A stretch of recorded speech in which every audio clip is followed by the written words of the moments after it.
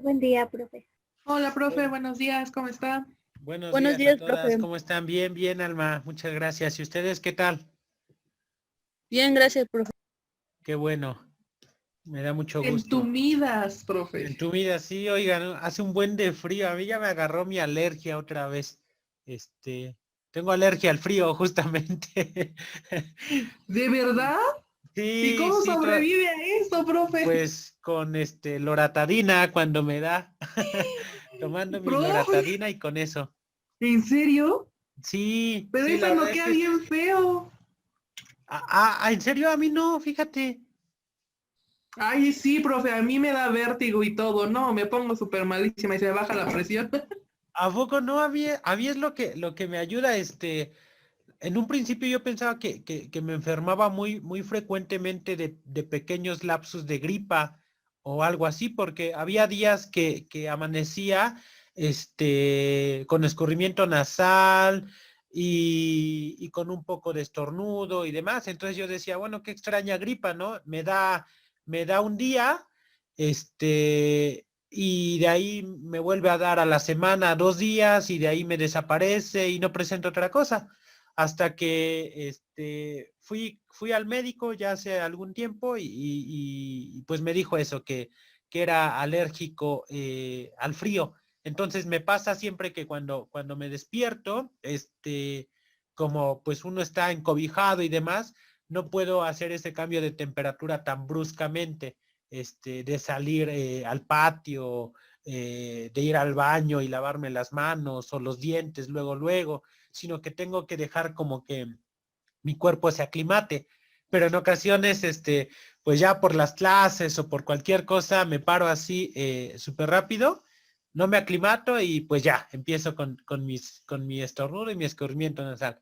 Me tomo mi loratadina y ya con eso tengo para funcionar, pero fuera de eso ahí andamos, ahí andamos. Bueno, chicas, ya que les conté mi triste historia con mi alergia a las bajas temperaturas, vamos a comenzar nuestra sesión. ¿Alguien que nos quiera compartir sus ideas, lo que rescató de esta última parte de nuestro texto sobre diario de campo y observación participante? ¿Alguien que quiera decir, yo quiero proyectar, yo quiero compartir? ¿Quién dice yo? No se peleen.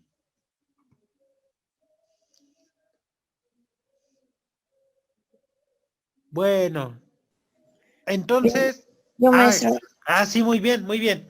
no sé desde hace mucho, profe. A ver. Vientos, vientos, no te preocupes. Pero la presentación bueno, la tiene usted Me la, porque, me la mandaste por WhatsApp. ajá, pero bueno, el problema es que yo no puedo abrir PowerPoint en mi celular. No te preocupes, yo la proyecto y tú nos compartes. Sí, maestro. Déjame abrir mi WhatsApp web.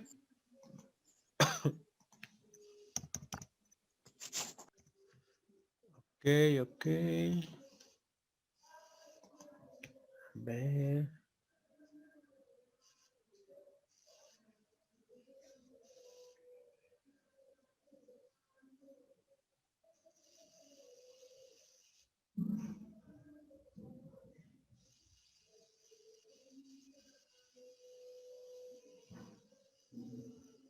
Mm,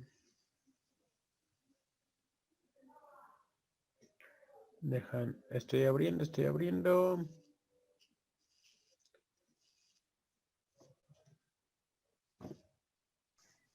¿Y sigue en la universidad, profe, o en su casa? No, acá ya en la casa, hace 8 días les digo, sí fue hace 8, hace 15 que tuve el problema, con el internet, la verdad es que anda fallando, eh, y entonces para evitar problemas, me dije, mejor me voy directamente a la uni, le mandé mensaje al Inge Chavarín, le pregunté si iba a estar abierta, y me dijo que sí, entonces pues ya, me fui a instalar allá y dimos las clases, pero ya el día de hoy, en la semana no falló tanto, entonces dije, bueno, me la voy a aventar así a ver qué es lo que ocurre. Y hasta ahora, a reserva de lo que ustedes digan, no ha fallado. Bien, entonces, a ver, ya está. A ver. Ay. ¿Dónde está? Aquí está.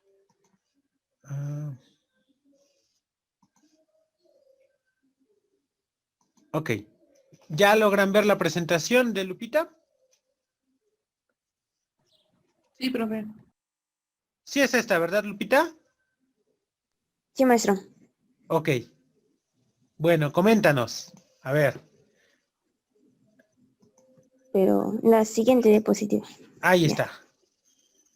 Bien, decía que en la escuela ahí surgen pequeños grupitos, los cuales denomina grupos estatus, los cuales pues ahora sí que sus integrantes tienen cierta influencia, ya sea por las cosas que hacen, las ideologías, las actividades, y que van determinando cada uno de los roles dentro de la escuela. Bueno, aquí como podemos ver en el esquema, dice que pueden ser alumnos deportivos, las denominadas pandillas, alumnos con alto nivel académico o alumnos con buena economía. Ahí, por mencionar algunos, obviamente sabemos que dentro de una escuela, pues obviamente hay más grupitos, ¿no? También decía que con esto el maestro debe de reconocer las actitudes y las habilidades de sus alumnos para saber cómo operar en el proceso de enseñanza-aprendizaje. Por ejemplo, no sé, los que son buenos en deportes, cómo puede trabajar el maestro de deportes en conjunto con el maestro titular o el maestro de la materia que se esté dando para potencializar sus habilidades. También, bueno, aquí dice que mientras el maestro debe analizar el comportamiento de sus alumnos, ahí dice los valores, el lenguaje, cómo conciben el mundo social precisamente para poder adaptar sus actividades. También el maestro debe hacer observaciones sobre los niveles de observación de los alumnos para reconocerlos en el ámbito escolar, pues algo así como ya lo que dije. La siguiente, por favor, maestro. Sí, aquí está. En el trabajo docente tenemos algunas técnicas, las cuales van a ser técnicas activas, soportes o mediaciones, las cuales les van a ayudar a organizarse en espacio y tiempo. También la labor del docente debe de saber cómo actualizar sus programas, sus planes y programas de estudio. No deben de ser obviamente siempre los mismos, sino en base a los estudios o en base a las actividades, a las actitudes de los alumnos, pues deben precisamente trabajar en conjunto los docentes. ¿Para qué? Para innovar y ahora sí que actualizarse. La siguiente, maestro, por favor. Sí, claro, aquí está. También menciona que para hacer un registro de observaciones se aconseja hacer los siguientes pasos. En este caso se mencionan 5 pasos, de los cuales el paso número 3 es el que nos va a hablar de las fichas de campo, por eso lo puse en mayúsculas. Ajá. Entonces, el número 1 es la observación participante debe desarrollar su actividad en un tiempo y espacio determinado. La número 2 dice que la observación participante registra cada sesión el material en forma de crónica, es decir, que todo lo que pasó tal día hay que apuntarlo lo más relevante, lo que a veces, bueno, la famosa bitácora, ¿no? Que luego se lleva. Bien, número 3 dice, el diario de campo registra secuencias de información o algunos episodios. También aquí las fichas de campo van a clasificar información precisamente para hacer una conclusión del problema o saber el por qué está ocurriendo. El número 4 dice, trabajo del colectivo. Aquí los profesores deben de participar colectivamente para que obviamente se recopilen los datos y haya cierta precisión en lo que se va a hacer o en lo que se dice. Y la número 5, la extensión del proceso de investigación de la práctica educativa, es decir, debe haber cierta coordinación tanto en los educandos como en los maestros. ¿Le puede pasar al siguiente? Gracias. Aquí tenemos un ejemplo de las fichas de campo, como se podrá observar en la parte derecha en el cuadro azul.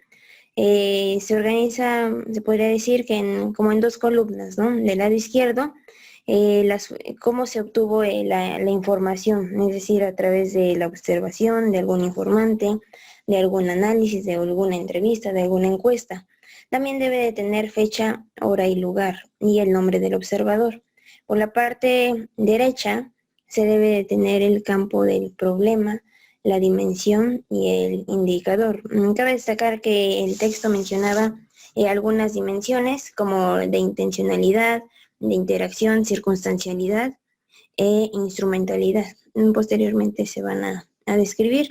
Y el objetivo principal de las fichas de campo es identificar los datos que corresponden a los indicadores específicos con mayor comprensión, es decir, a la vez algo concreto y algo claro. Así. Aquí tenemos las dimensiones. La primera, que es de intencionalidad, se refiere a los objetivos, conflictos e intereses.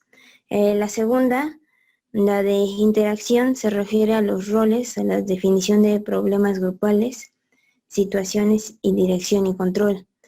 Circunstancialidad se refiere a las normas, reglamentos, valores y formas de organización de trabajo. Y la última, instrumentalidad, objetivos de aprendizaje, diseño curricular, comunicación y evaluación. La siguiente, maestro, por favor. Y la última aquí, pues viene a modo de conclusión, que es la observación participante, ¿no? Pues sabemos que la observación pues es una técnica de estudio para la cual se utiliza pues precisamente para evaluar o valorar cierto grupo o alguna actividad que queramos ahora sí que saber. También decía que el trabajo del maestro, cómo se puede ayudar para precisamente satisfacer esa observación, ya sea a través de los trabajos, tener evidencias, las famosas entrevistas, trabajos escolares, todo eso le va a ayudar al profesor a darse cuenta cómo van los alumnos o qué es lo que pretenden. También debemos de tener en cuenta las expectativas que tienen los alumnos, ya sea hacia nosotros, hacia los profesores o hacia la materia. Y pues eso sería todo, maestro. Muy bien, Lupita. Muy bien. Bastante completa. De hecho, ahora que tengo mi presentación preparada, pues no está tan completa como la tuya. Entonces, me da pena. Me has hecho quedar un poco mal. pero bastante bien explicada. Tocas puntos muy importantes, muy interesantes. Esta cuestión, por ejemplo, esto último que comentabas sobre tomar en cuenta las expectativas que tienen los alumnos hacia la figura del profesor y desde luego hacia la figura de la materia como tal, hacia los contenidos, pues es importante y muchas veces las pasamos por alto, ¿no? Pensamos que lo importante para el desarrollo de nuestra investigación práctica o para el desarrollo de nuestro ejercicio pedagógico se da ya en las sesiones, se da en los contenidos y dejamos de lado esta cuestión que tiene que ver inclusive con una visión personal de la figura de autoridad y desde luego de la relevancia de la materia, y esta cuestión personal pues atraviesa por el alumno, ¿no? No nos ponemos a pensar qué es lo que el alumno espera de nosotros, qué es lo que el alumno espera de la materia, y ese análisis de expectativas se debe llevar a cabo, como ustedes lo saben, en una primera sesión de nuestros cursos, que es la sesión del encuadre. Yo cuando doy encuadre, pues simplemente proyecto, presento el objetivo del curso, el programa, el temario, la parte del sistema de evaluación, pero lo ideal, sobre todo con alumnos de media superior y de educación básica, es que nosotros como profesores también realicemos un análisis de expectativas con preguntas muy fundamentales, muy básicas. ¿Qué es lo que yo sé de la materia? ¿Qué es lo que quiero que pase? ¿Qué es lo que no quiero que pase? ¿Qué espero del profesor? ¿Qué estoy dispuesto a hacer? Estas preguntas parecen sencillas, parecen obsoletas, parecen no productivas, pero como bien lo comenta Lupita, dada una circunstancia para desarrollar o aplicar la técnica, la herramienta o pues simplemente el instrumento de la observación participante, nos van a redituar de forma favorable, nos van a ser muy útiles. Sentar ese precedente, ¿vale? De la expectativa es muy, muy importante, ¿no?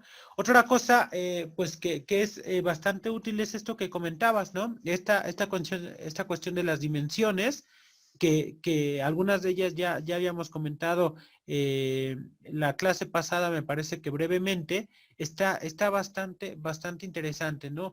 Esta definición que tú has pues establecido para cada una de las 4 dimensiones de las que habla el artículo, pues nos va a ser muy útil, ¿no? Entonces, muchas felicidades, Lupita, bastante bien, me gustó mucho tu presentación. Me doy cuenta cuando me envían sus presentaciones que pues tienen grandes habilidades, inclusive en el uso de las tecnologías, de las plataformas. Yo no sé, esta presentación la hiciste obviamente en PowerPoint, pero me imagino que utilizaste algunas otras herramientas, alguna otra plataforma, ¿o no, Lupita? No, bueno, nada más el programa ese de PowerPoint y los esquemas los dice, ve que hacia arriba donde dice Ajá, insertar. insertar Este, cuadros, figuras y demás, ¿no? no, ya vienen los, ahora sí que se llaman Smart Art, ya Ajá. vienen con los esquemas y ya uno nada más elige el que quiera. Y si, por ejemplo, si quiere más, recuadros, pues le da uno a agregar, ya sea arriba, abajo, Ajá. detrás. Ajá, pero bueno, ya vienen casi hechos, ya nada Ok, más es muy terminarlos. bien, está súper padre. Ya después les comparto nada más como acotación. Hay un programa bastante útil que se llama Geniali. De hecho, yo lo ocupo, pero no es compatible con Moodle. Así, Geniali. Puedes elaborar inclusive presentaciones interactivas. A las presentaciones les puedes agregar. A mí me cuesta mucho en PowerPoint agregar videos o audios. En esta es muy, muy fácil poder agregar audios, por lo menos en la versión gratuita. Y ya si pagas, que tampoco es mucho, son como 20 pesos al mes, puedes agregar videos a tus presentaciones. El problema es que no las puedes descargar, sino todo lo trabajas en línea. Entonces tienes que solamente compartirlas en línea, no las puedes descargar. Y pues a la hora de compartirlas, en ocasiones es complicado con otras plataformas como Moodle. Me parece que no es compatible, Edmodo tampoco es compatible. Teams, Microsoft Teams sí es compatible, pero bueno, bastante bien, Lupita, muchas gracias. Bueno, vamos a continuar. ¿Alguien que quiera comentar algo respecto a esto antes de que pasemos a nuestra sesión?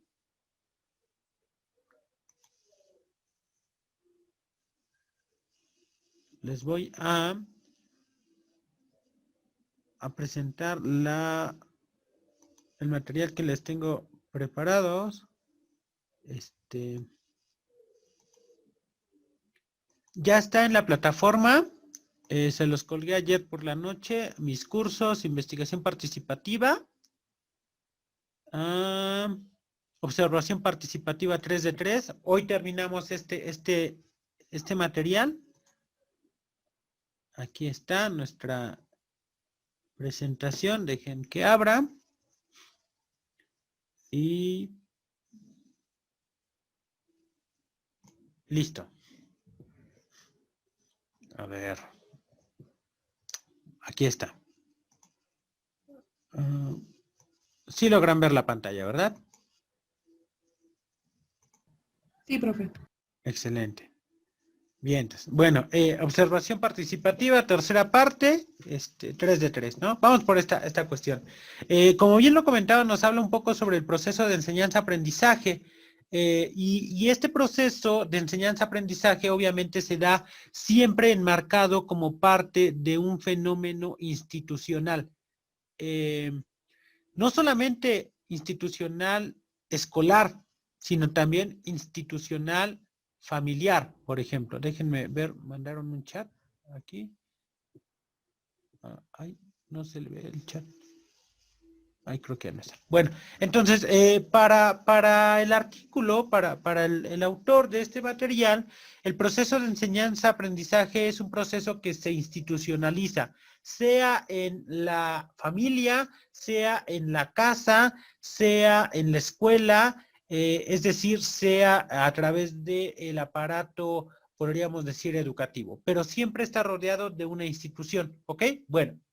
Una vez que se establece esto, habla sobre dos niveles en los que se da esta enseñanza-aprendizaje, este proceso.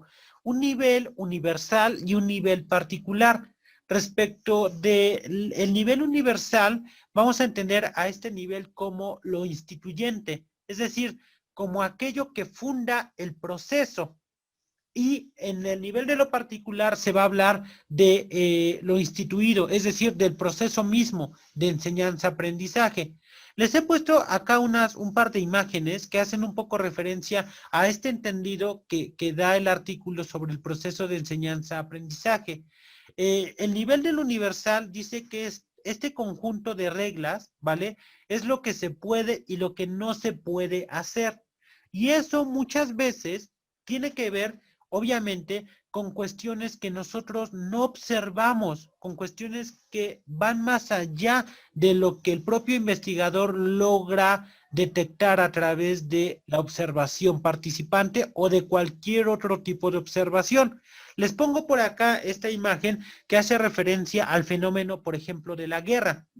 Nosotros como investigadores, nosotros como profesores o como alumnos, estaríamos en este nivel de los soldados. Somos los que estamos en el centro de batalla, ahí en el toma y da, en el centro del campo, ¿no? Lo que nosotros vemos es a otras personas disparando, a otras personas peleando territorios y demás. Lo que no vemos, es decir, lo instituyente, pues son estas cuestiones gubernamentales, estos conflictos, estos intereses, que si nuestro gobierno se peleó con el gobierno de al lado y por eso se desató la guerra y por eso es que nosotros estamos en ese campo específicamente luchando por ese territorio y demás. Ese es el nivel de lo instituyente y para la observación participante esto es importante, puesto que debemos comprender que la observación participante no es penetrante a todos los niveles, ¿ok? Aunque nosotros digamos que la observación y que cualquier otra práctica u otro ejercicio puede desarrollar un análisis del proceso de enseñanza-aprendizaje, está claro que no, porque ese proceso se divide en dos grupos, lo observable y lo no observable, lo instituyente y lo instituido. Y además de eso, en nuestra imagen, al final, muy por arriba, aparece una mano, inclusive así como en color negro, ¿no? Como media tenebrosa. Bueno, esto hace referencia, además de los gobiernos, por encima de los gobiernos, pareciera haber otros intereses mucho más ocultos. Parecen haber ideologías, parecen haber conflictos históricos, que ni siquiera tienen que ver con un grupo de personas. Los gobiernos están podríamos decirlo,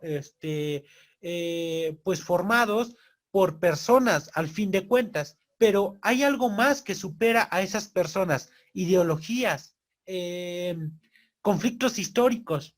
Bueno, lo mismo pasa en términos educativos. En lugar de soldados, pues desde luego hay maestros, hay alumnos. En lugar de esas dos manos, en lugar de gobiernos, pues hay modelos educativos, hay instituciones. Nosotros cuando damos clases no nos mandamos solos, ¿no?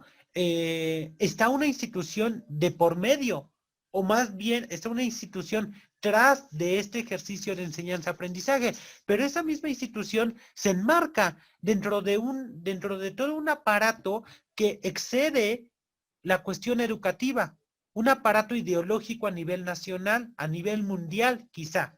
Entonces, esto va a ser importante para lograr desarrollar una correcta, una productiva observación participativa o participante. Lo particular, que es ahí a donde nosotros nos debemos ubicar.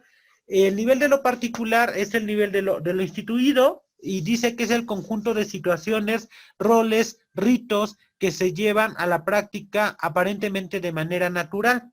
Es decir, debemos entender nosotros como profesores que cuando estamos en un salón de clases, ¿vale?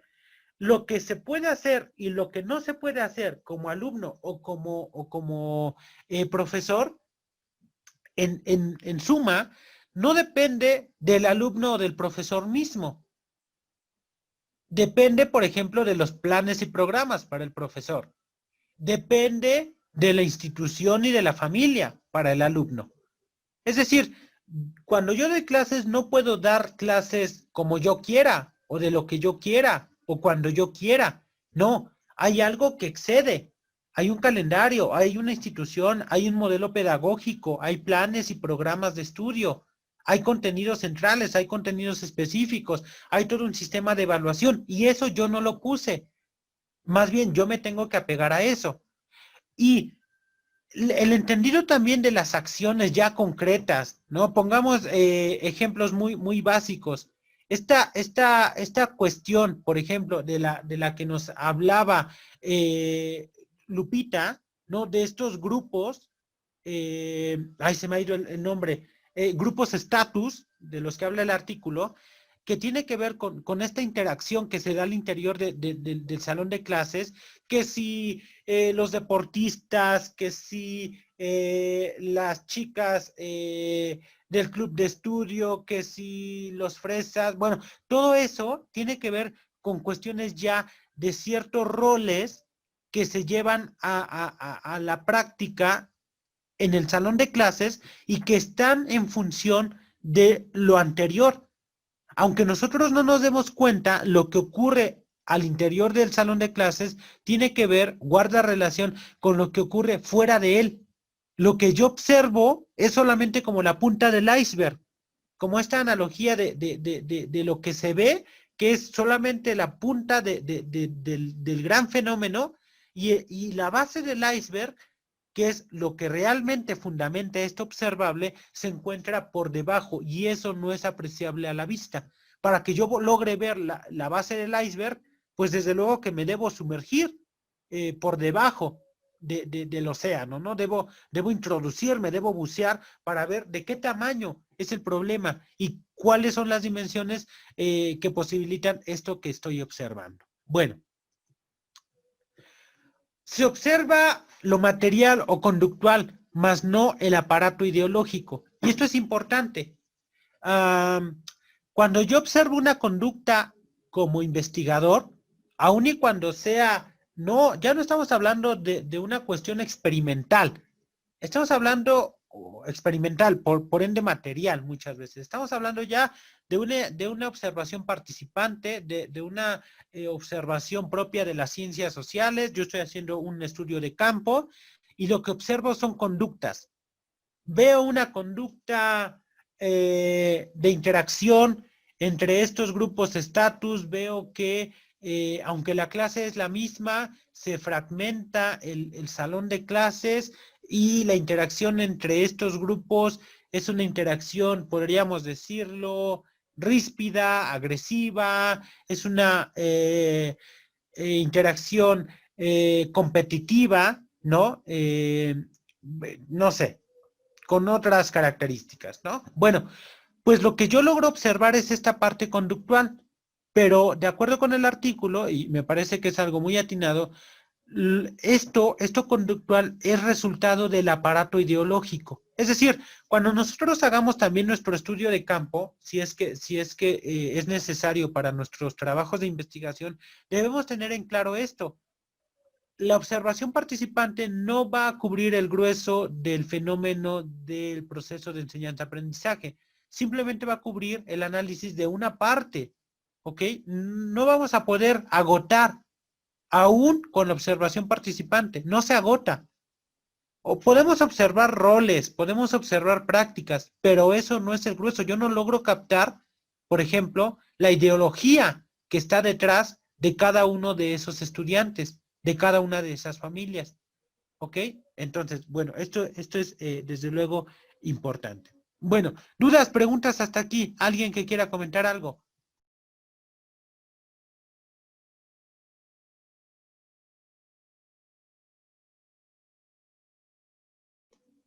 Berta nos dice sí. Coméntanos, Berta.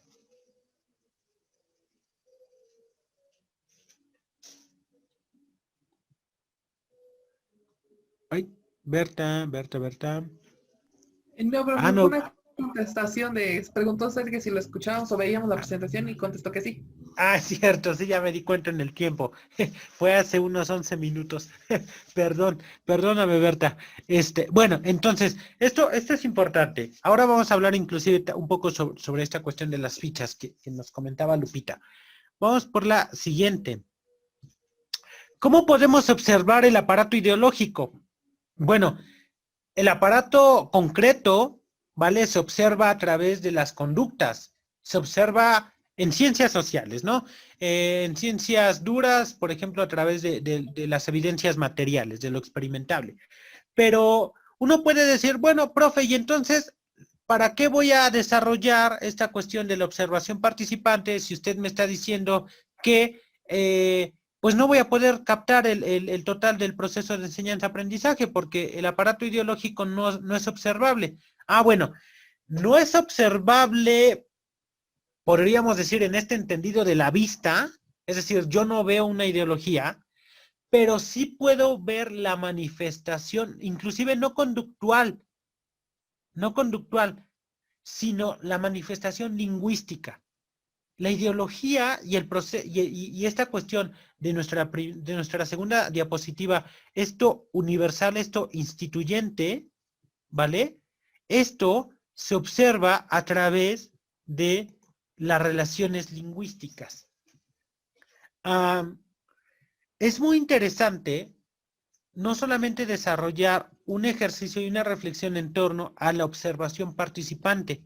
Hay algo que también se denomina escucha participante o escucha participativa.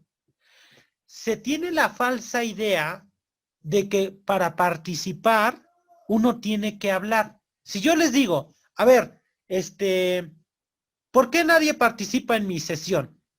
¿Qué les estoy diciendo? ¿Cómo me doy cuenta de que nadie participa en mi sesión? ¿Cómo me daré cuenta? ¿Cuál es el criterio para que yo les diga que nadie participa en mi sesión? Porque no hablamos. Exacto, muy bien, porque no hablan. Bueno, alguien me podría decir, discúlpeme, profesor, pero la cuestión de la participación a través del lenguaje no solamente es la expresión oral, también hay una participación, podríamos decir, a partir de la escucha. Para que yo diga que participé, no necesariamente tengo que hablar. También puedo participar desde la cuestión de la escucha, una escucha activa. Puede ser escrita, por ejemplo, perfecto. La cuestión del lenguaje no solamente es un lenguaje oral, por ahí comentan en el chat, sino también tiene que ver con un lenguaje escrito. Y entonces, esta cuestión, excelente, nos dicen, esta cuestión del lenguaje desarrolla un entendido de la manifestación ideológica. Es muy interesante no solamente observar la manera en que interactúan nuestros estudiantes, sino en ocasiones es aún más enriquecedor la cuestión de escuchar cómo es que ellos interactúan. No ver, sino también escuchar. Desde luego hay cosas que las palabras no manifiestan y que necesariamente se manifiestan a través de las acciones. Ya les había comentado este dato sobre que del 100% de la comunicación entre los grupos sociales o entre las personas, simplemente entre dos personas, entre una pareja, entre unos amigos, entre papá y mamá, entre el alumno y el maestro, de ese 100%, hay estudios ya, o sea, científicos, que establecen que solamente el 30% se da a través del lenguaje oral o escrito, y el otro 70% se da a través del lenguaje no oral. Por ejemplo, podríamos hablar de un lenguaje corporal, podríamos hablar de un lenguaje conductual. Bueno, pero aún en este caso, para efectos de la observación participante, nuestra tercera diapositiva, la anterior, dice que no, que se observa lo material o conductual, más no el aparato ideológico. Es decir, las acciones, la conducta no lo es todo. Y para este caso específico de la observación participante, el aparato ideológico, es decir, lo instituyente, lo fundamental, se expresa a través del lenguaje. Y en este sentido, podríamos invertir aquí. No es que el 70% esté en las acciones y el 30% en el lenguaje. No, para este caso, para el salón de clases, en ocasiones es al revés. El 70% está a través del lenguaje, oral o escrito, y el 30% a través de las acciones. No sé si a ustedes les ha pasado, pero cuando revisan libretas, ustedes logran entender muchas veces el comportamiento de un alumno. La libreta es como la fotografía del alumno, el libro. Y ahí ustedes ven, pues la manera en cómo escribe.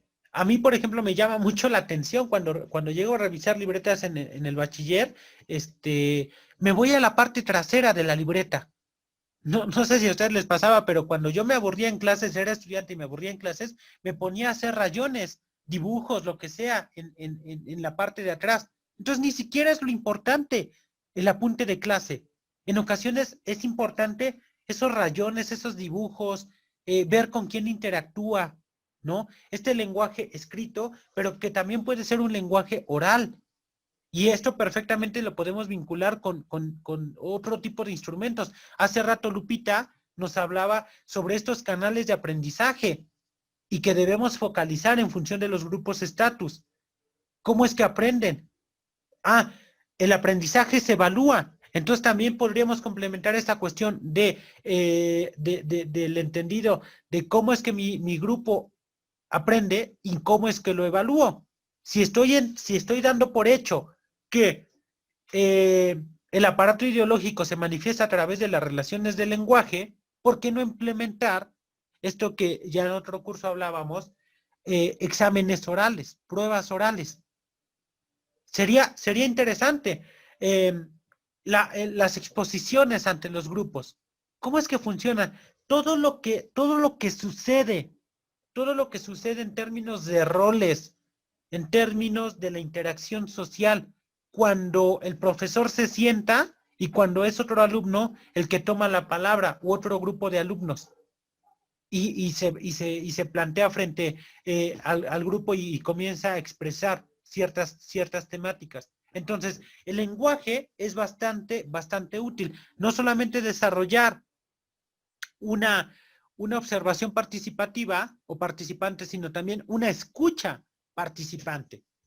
No sé si ustedes se han dado cuenta que algunos investigadores, en películas o demás, además de llevar una cámara fotográfica además de retratar la imagen, además de su libretita para ir anotando, llevan una grabadora.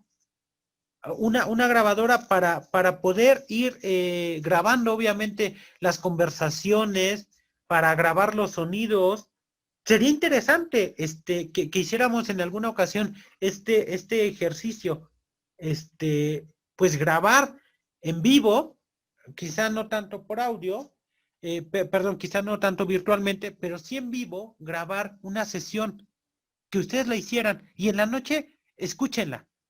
pero no graben su clase, es decir, no pongan la grabadora ahí en el escritorio, en el pizarrón, no, pónganla ahí descuidadamente, sin que nadie se dé cuenta, al centro del salón. Y van a ver todo lo que los alumnos dicen de nosotros, todo lo que los alumnos se dicen entre sí, todo lo que ellos dicen de la materia, que en ocasiones no es observable, ¿vale? No es evaluable. Entonces, eso es bastante interesante. Bueno, dudas, preguntas hasta aquí. ¿Todo claro? ¿Todo claro? Bien, entonces. Lo que pensamos que habla, lo que realmente habla. ¿Qué pasa cuando yo veo un alumno? No sé si todos tenemos un alumno que nos cae mal.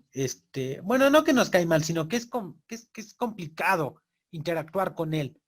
Un grupo, por ejemplo, un sector, una clase, inclusive. A mí me ha tocado darles dos clases diferentes a grupos iguales. Y sobre todo, reitero, cuando es educación básica o media superior es muy complicado. O sea, no es el mismo comportamiento, por ejemplo, cuando en el bachiller, cuando les doy desarrollo de habilidades del pensamiento y cuando les doy la materia de ética. Las dos materias diferentes, pero al mismo grupo. El comportamiento no es igual. Bueno, entonces uno puede decir, pues a lo mejor, pues estos chavos la traen contra mí, la traen contra la materia, ¿no? La traen contra el material, como que no les gusta. Lo que pensamos que habla es la persona. Lo que realmente habla muchas veces es la cultura. Y es eso que no vemos. Um, ¿Ustedes han escuchado entrevistas en cualquier ámbito deportivo, de espectáculos, no sé, ¿han escuchado, por ejemplo, hablar a una persona argentina, así por la tele o algo? ¿Alguien ha escuchado hablar a un argentino? Alguien que me diga, yo, profe, vi el programa de los chismes y estaban entrevistando no sé, al Pato Borghetti o no sé, a algún personaje argentino. Yo me doy cuenta de que estas personas, eh, pues realmente tienen un ego muy elevado, ¿no? Por ahí hay un chiste, ¿no? Que dice que la única forma de matar a un argentino, de que un argentino muera, pues es que se caiga de su ego, ¿no? Porque la caída va a ser brutal. Es decir, el ego que ellos traen, que ellos tienen, es enorme. Y uno puede pensar cuando habla con un argentino, qué argentino tan creído, tan fanfarrón. Y uno puede criticarlo a él personalmente, pero no entendemos que lo que habla no es el argentino, lo que habla es la cultura argentina. Es decir, no es un problema del argentino en particular, es un problema de la cultura o una característica, quizá no un problema. ¿Qué pasa cuando nosotros vemos ciertos actos, por ejemplo, de microcorrupción en los salones de clases? No sé si ustedes se han enfrentado a una situación en la que algún alumno vende tareas, ¿no? No sé si tienen ese tipo de alumnos de que dicen, bueno, tú tienes que hacer tu tarea y no le entiendes, dame 50 pesos y yo te hago tu cuestionario, te hago tu ensayo, tu proyecto, no sé.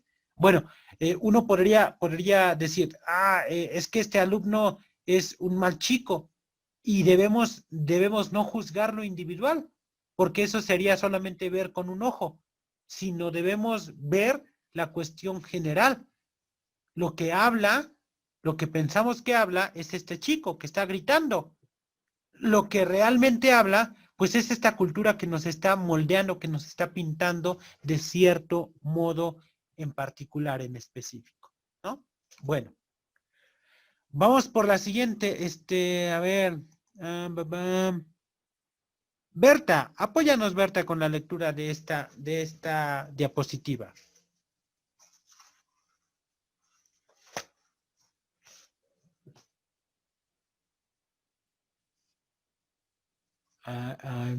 Mandaron un chat. A ver, vamos a ver qué dice el chat. Dice Berta que no sirve su micro. Rayos, Ay, ay, ay, ay. A ver. ¿Quién anda por aquí? Ay, caramba. Ay, caramba. Ana, Jacqueline, apóyanos con la lectura de esta diapositiva. Observación participante. La observación participante aún y cuando no es total se da dentro de un espacio situado y tiempo fechado. Ok, muchas gracias. Y esto es lo que comentaba también Lupita, esta cuestión de la circunstancialidad. La observación no es la misma, el comportamiento, lo que observamos no es lo mismo. Por ejemplo, un lunes a primera hora y un viernes en la última hora. No sé si a ustedes les ha pasado, el comportamiento de un grupo no es el mismo antes y después del receso. Basta una hora de diferencia para que el comportamiento varíe completamente. ¿Cómo es que llegamos? A mí me cuesta muchísimo en el bachiller dar clases los lunes a primera hora, a las 8 de la mañana o cuando se inician clases a las 7. Porque en automático el chico llega y no llega con la disposición de tomar clase de historia, de matemáticas, de filosofía. Llega con la disposición de contarle al amigo lo que le pasó durante el fin de semana y de platicar con medio mundo qué tan divertida estuvo la fiesta del sábado o qué pasó con el partido de fútbol del domingo. Entonces, el tiempo, la fecha, el espacio, determina también el comportamiento y lo que nosotros podemos observar. Por eso esta cuestión de que la observación participante, aun cuando no es total, se da dentro de un espacio situado y tiempo fechado. Ahí podríamos decir, en lugar de la UN, tristemente, además de que no es total, pues tenemos el inconveniente de que es una cuestión que está muy marcada y muy influenciada por el momento en el que se da. ¿Qué pasa, por ejemplo, cuando uno da clases un viernes a la última hora? Pues ya el chamaco ya ni siquiera está pensando en el contenido. Lo que él quiere es que suene la chicharra, que suene la campana, el timbre, agarrar sus cosas e irse, ¿no? Ya a fin de semana. Entonces, esto también va a ser importante. El momento. Si se llega a desarrollar un instrumento de observación participante, lo ideal es ir modulando, podríamos decir, ¿cómo establecerlo? Ir alternando los tiempos en los que se dan estas observaciones, ¿vale? Para que no obtengamos siempre el mismo resultado y podamos balancear y podamos observar al grupo en diferentes contextos. Bien, muchas gracias, Jackie. Alma, apóyanos con esta parte del diario de campo.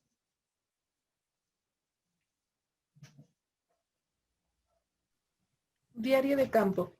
El diario de campo, resultado de la observación participante, da cuenta de los acontecimientos, situaciones, incidentes y prácticas que rodean la práctica educativa cotidiana. Ok, esto ya nos había explicado Lupita, ya lo habíamos comentado la clase pasada. La observación participante nos sirve para desarrollar nuestro diario de campo. Si yo me la paso observando y observando y nunca lo anoto en mi diario de campo, pues no me sirve de nada. Ahora, primero tengo que observar y después tengo que pasarlo a mi diario de campo, o en el supuesto de que yo lo pase a mi diario de campo, lo debo hacer simplemente a través, como habíamos comentado la clase pasada, de notas breves, podríamos decirlo inclusive, de una serie de signos, de símbolos que pues nosotros logremos entender y desarrollar más adelante. Ahora se ha puesto de moda en estos días, voy a hacer un comentario que tiene que ver con esto, un meme en Facebook que hace referencia, la semana pasada entrevistaron en un podcast, en un grupo, en una página de YouTube de unos chicos de Monterrey que tienen un canal que se llama Podcast Creativo. Entrevistaron a un rapero mexicano, de un grupo que se llama Santa Fe Clan. el entrevistador le pregunta cómo es el proceso de la elaboración de una canción. Y él dice, pues, que cuando él escribe una canción, pues simplemente hace anotaciones y pone símbolos que muchas veces otra persona no podría entender. Bueno, y comenzaron a viralizar este fragmento de la entrevista con la forma de anotar o de tomar nota por parte de un alumno, ¿no? Entonces, el meme dice algo así como, cuando el maestro me pregunta qué significan mis apuntes o algo así. Y parecen ser símbolos pues que no tienen un sentido, pero lo importante es que tengan sentido para el investigador, para el alumno y que después los pueda transcribir. El proceso más o menos sería el siguiente: observación participante, ¿vale? Diario de campo y fichas de trabajo, que es lo último que vamos a ver el día de hoy, que vamos a comentar, que ya también nos explicó muy bien Lupita. El diario de campo nos sirve para que después nosotros reanalicemos, desarrollemos el análisis ya puntual, pertinente de esta información y podamos establecer fichas de trabajo. Dice Lupita de Jesús, el diario de campo se debe hacer, digamos, al momento y la ficha puede ser después. Lo mencionaba el artículo. Exacto, es lo que comentamos. Muy bien. Observo, escribo en mi diario de campo y ya cuando me siento, al final de mi día laboral, voy a hacer mi ficha de trabajo. Ahí sí ya. Ojo, todavía no va a ser mi investigación, ¿no? Mi ficha de trabajo que después me sirva para mi investigación como tal. Pero muy bien en ese sentido. Ok. Lupita Nepomuceno, apóyanos con esta cuestión. Fichas de trabajo.